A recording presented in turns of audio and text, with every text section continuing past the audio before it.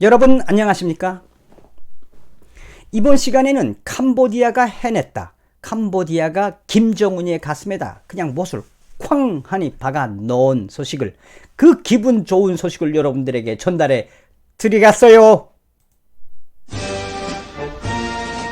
정성산 TV를 애청해주고 계시는 대한민국 국민 여러분, 또 해외 동포 여러분, 해외에 계시는 북한 동포 여러분 반갑습니다. 후원해주시는 모든 분들께 진심으로 감사드리며 광고를 봐주셔서 고맙수다네. 좋아요, 구독, 알림을 가열차게 눌러주시길 바라면서 캄보디아가 변한 소식, 북한과 친북가였던 캄보디아가 김정은의 가슴에 쾅하니 못을 박은 소식을 전달해 드리겠어요.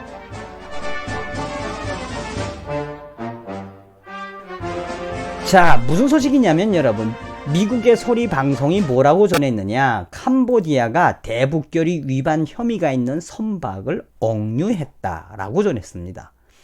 캄보디아가 북한과 거래하는 유조선, 그 유조선, 그러니까 이제 대북결의 위반을 한 선박을 캄보디아 해양경찰이 연합작전을 통해서 뭐 했다? 억류를 했다. 김정은과 유류를 불법 환족하고 불법 교류를 하던 선박을 연합작전, 합동작전으로, 그러니까 그 캄보디아 해경이 집중적으로 추적을 해가지고 납포를 했다. 이거는 정말 센세이션한 뉴스입니다, 여러분. 왜 그러냐? 여러분들께서도 잘 아시겠지만, 서두에도 이야기했던 것처럼 동남아시아 중에 가장 친북국가다 하면은 그냥 두말하면 잔소리인 게 캄보디아입니다. 여러분, 캄보디아에 김일성 거리가 있는 거 아십니까?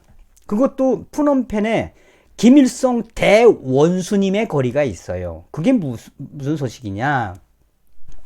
이 푸놈펜에는 김일성 대원수 거리가 있다라는 소식을 여러분 먼저 설명을 드리면 뭐냐, 캄보디아의 수도 푸놈펜에는 김일성 대원수 거리가 있으며, 북한의 김일성이가 지난 94년 사망하자 이를 추모하기 위해 전 시아누쿠 전 국왕에 의해 만들어진 거리다. 군주 체제하 스스로 왕이면서도 공산주의 혁명에 심취했던 노로돔 시아누쿠 전 국왕은 평소 존경했던 공산주의 진영을 대표하는 두 명의 정치인 이름의 이름을 따서 하나는 마오쩌둥 거리, 하나는 김일성 대원수 거리를 만들었습니다. 이 소식이에요. 그래서 푸놈펜에는 아직도 김일성 대원수 거리가 엄연히 존재합니다. 자, 여기서 무슨 이야기를 해야 되느냐? 노로돔 시아누쿠 국왕이 이제 1970년대 초에 미국의 사주를 받은 이 런널 정부의 이제 그 쿠데타에 의해서 강제 추방됐습니다. 그러니까 추방이 됐다기보다 쫓겨났죠. 이 시아누쿠 국왕이 어디로 가느냐? 망명초로 바로 북한의 김일성이한테 갔습니다. 당시에 김일성이는 이 시아누쿠 국왕을 아주 국진이 모셨으며, 당시에 김정일이도 시아누쿠 국왕을 이 삼촌 하면서 따랐다고 합니다. 그래서 김일성이는 시아누쿠 국왕의 그 망명 생활 중에 그 북한의 아주 요지인 백두산 초대소에서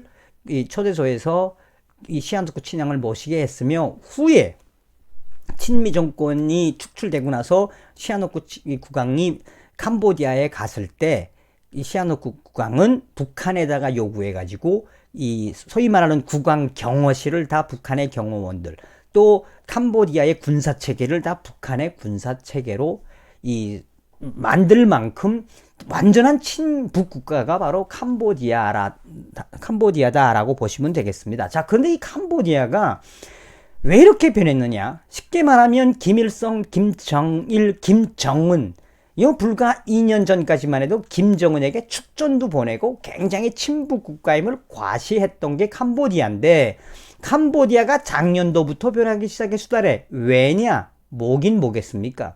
미국의 무서운 이 단독 제재의 세컨더리 보이콧의 발톱이었죠. 그래서 이 작년도에 NK뉴스가 뭐라고 발표를 했느냐? 12월 18일 북한이 1천만 달러 120억 원을 들여서 투자했던 캄보디아 최대의 박물관, 이것을 운영을 중단했으며 폐쇄 위기에 있다고 데일리 NK가 보도했으며 2015년 12월 개관한 앙코르 파노라마 박물관, 이거 북한이 BTO 형식으로 이 전액 투자를 해서 건설을 했고, 후에 여기에 이제 캄보디아의 역사뿐이 아니라 뭐 3D 영화까지 포함해서 북한의 만세 창작사를 총동원시키고 북한의 건축가들도 총동원시켜서 만들었던 게 바로 무엇이냐? 앙코르에 있는 이 박물관. 이 앙코르 파노라마 박물관이 결국은 미국의 압력으로 폐쇄를 했습니다. 작년도 11월 달에. 이때도 센세이션 했죠.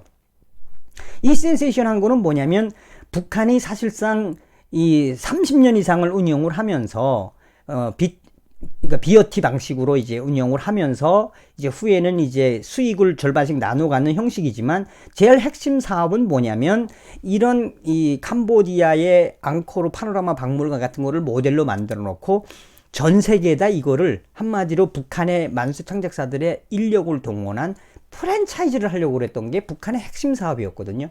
이거를 미국이 재정을 딱 걸었습니다. 왜? 이 캄보디아가 계속 북한을 지원하거나, 또 캄보디아 내에는 북한 식당만 한 7, 8개가 굉장히 많았습니다. 또 캄보디아 내에는 북한의 사이버 이 공작원들 부대도 있었거든요.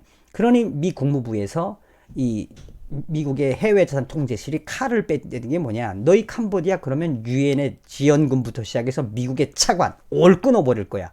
이러니 다급해진 캄보디아가 어쩔 수 없이 이 북한 대사관에서 운영하고 북한 정부가 운영하는 이런 파노라마 이 박물관을 폐쇄를 하는 지경에 이르렀으며, 여기서 상징하는 바가 무엇이다? 바로 우리 문정권이 하려고 하는 신남방 정책도 브레이크가 딱 걸렸으며, 나아가서는 이 시아누크 빌에 위치한 프롬펜에서 가장 규모가 큰 북한 식당, 평양 냉면관, 평양 아리랑관, 모든 식당이 폐쇄가 됐다. 캄보디아 정부가 공식적으로 미국과 유엔의 대북 제재 결의에 따르기로 했다라고 보도한 겁니다.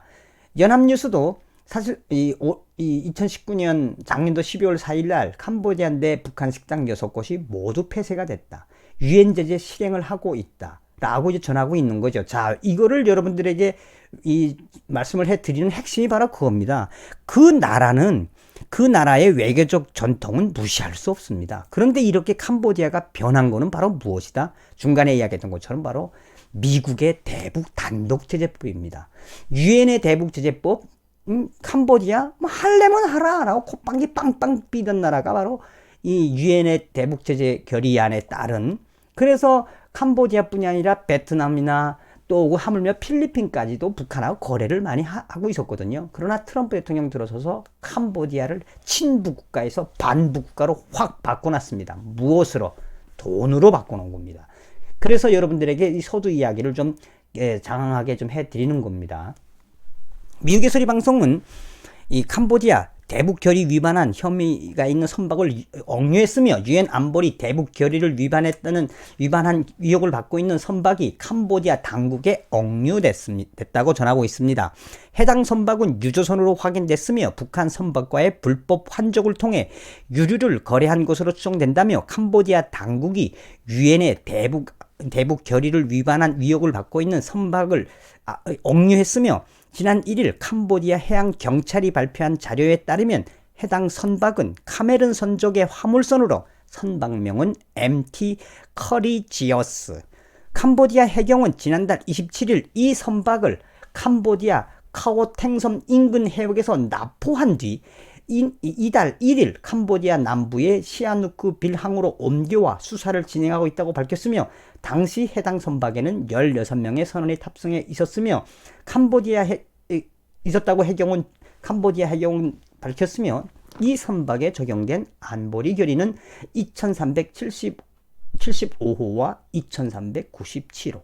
대북결의 2375호는 석탄과 정제유, 섬유, 해산물 등 금수 품목의 공해상 밀수를 막기 위해 공해상에서 북한 선박들 간의 선박 환적을 금지했으며, 또 결의 2397호는 각국은 자국의 항구에 입항한 금지행위 개입 의심 선박을 납포, 검색, 동결, 억류할 의무가 있으며, 자국 영해에서도 위심 선박을 나포 검색 동결할 수 있는 권한을 가지고 있다라는 것을 유엔 대북 결의의 2397호에 명시되어 있다라고 미국의 방송은 밝히고 있습니다. 이 캄보디아가 북한과 불법 환족을 한 걸로 위심이 되는 이런 이 배를 억류를 한 건 아마 최초일 겁니다.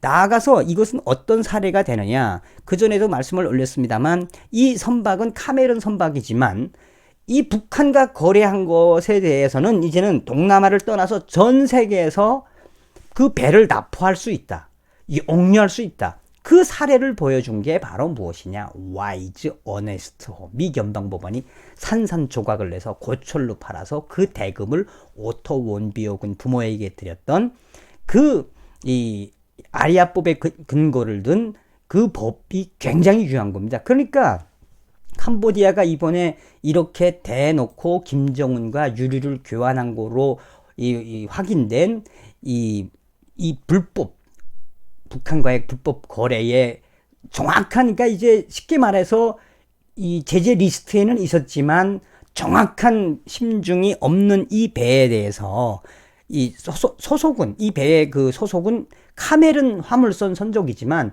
이 캄보디아 해양 경찰이 발표한 자료에 따르면 이 명백한 근거는 없었지만 무엇을 가지고 따르느냐, 이미 카메룬 선종의 화물선이지만 북한과의 유류를 불법 환적, 나아가서는 북한과의 거래를 한 국제적인 기준, 한마디로 리스트, 대북 제재 리스트에 있는 배이기 때문에 캄보디아 영내에 들어왔을 때 캄보디아 정부가 납포를 한 겁니다. 잘해 수달해. 캄보디아 점점 변해가고 있수달해. 캄보디아가 친북 국가에서 반북 국가로 가고 있는 그 소식, 캄보디아가 해냈수달해. 김정은이가 큰일 났수다. 또 한 번 이 배를 뺏기게 되어 있구만.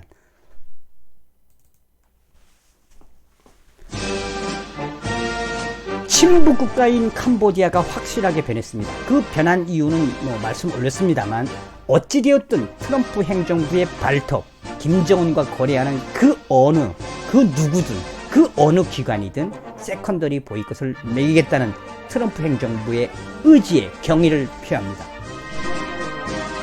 코로나로 대한민국이 아픕니다. 코로나로 대한민국이 힘들고 있습니다. 여러분 이겨냅시다. 대한민국 할 수 있습니다. 다음 시간에 뵙겠습니다. 멸공.